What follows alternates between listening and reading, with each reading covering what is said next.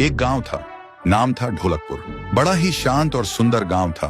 लोग हमेशा खुशी से झूमते थे क्योंकि उस गांव में रहता था महाराज रायस्टार, जो अपने गांव के लिए एक शेर था जो कभी अपने लोगों के साथ गलत होने नहीं देता था। लेकिन उस गांव में छुपा था एक डरावना राज, एक राज जो सबके दिल में था पर जुबान पे नहीं।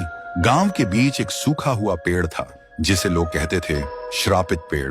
ना कोई उसके पास जाता, ना कोई उससे आंख मिलाता। हर पूर्णिमा के अगले दिन उस पेड़ के नीचे एक लाश मिलती थी। लोग कहते रात में कोई आता है और लाश छोड़ जाता है, लेकिन कभी किसी ने कुछ देखा नहीं और देखता भी कैसे। जो देखता वो अगले दिन पेड़ के नीचे होता था। एक दिन रायस्टार ने ठान लिया, बस अब और नहीं, इस राज का अंत मैं ही करूंगा, क्योंकि ढोलकपुर का नाम मिट्टी में मिल रहा था। फिर एक पूर्णिमा की रात रायस्टार चुपके से जाकर पेड़ के पास बैठ गया। रात के 2 बजे एक आवाज आई, ठुंग ठुंग ठुंग ठुंग ठुंग ठुंग ठुंग ठुंग ठुंग सहूर।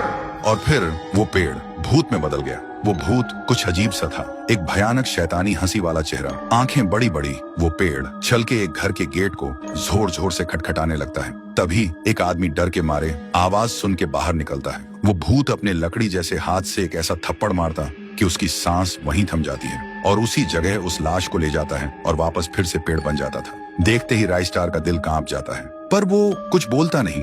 सुबह लोग भीड़ में जमा हुए और रायस्टार ने पहली बार उस पेड़ से बात करने की कोशिश की। पेड़ के अंदर से एक आवाज निकली, क्या तुम सब भूल गए मुझे? रायस्टार बोलता है, तू कौन है? पेड़ बोलता है, मैं हूँ ठुन ठुन ठुन साहुर। एक वक्त था जब मैं भी इस गांव का एक प्यारा सा बच्चा था, लेकिन 100 साल पहले मुझे इसी पेड़ से रस्सी बांधकर उल्टा लटका दिया गया, गांव वालों की आंखों के सामने, और मेरी मौत को तमाशा बना दिया गया, सिर्फ इसलिए क्योंकि मैंने एक राज देख लिया था जो लोग छुपाना चाहते थे। और उसी पल से मेरी रूह इस पेड़ से जुड़ गई। उस दिन से मैं इंसान नहीं, एक सज्जा बन गया, और हर पूर्णिमा में एक राजदार को चुनता हूँ और फिर उसे उसकी खामोशी का हिसाब देता हूँ। रायस्टार बोलता है, लेकिन अब तो वो लोग मर चुके हैं ना जो तेरा कसूरवार थे। अब तू मासूम लोगों को क्यों मार रहा है? पेड़ कुछ देर चुप रहता है, फिर बोलता है, ठीक है, बस एक बार मुझे याद करो, एक दिया जला दो, फिर मैं कभी किसी को नहीं मारूंगा। फिर रात में सब लोग आते हैं, एक एक दिया जलाते हैं, और तभी पेड़ अपने आप से आग पकड़ लेता है और आखिर में मुक्ति मिलती ठुन ठुन ठुन साहुर को।